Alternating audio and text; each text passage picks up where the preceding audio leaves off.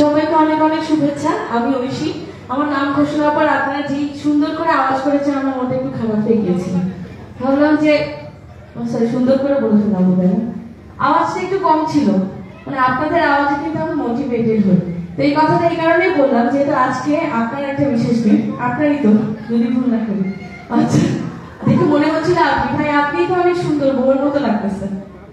আমাদের বড়ার কোনো এখন আবার আচ্ছা, এটাই আমি বলতে চাচ্ছিলাম। আমি একটু শান্তার কাছে হ্যান্ড ওভার করে দিব। এখন বর কনে আপনাদের সামনে আসবে।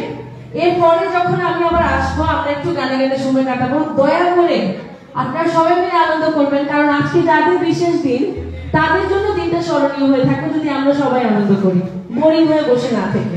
Thank you.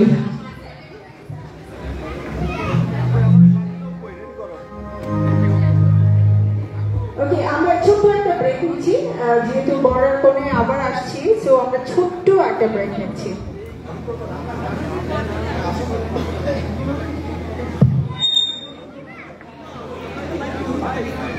আমাদের বড়ার কোণে আবার নতুন ভাবে আমাদের মাঝে আসছে।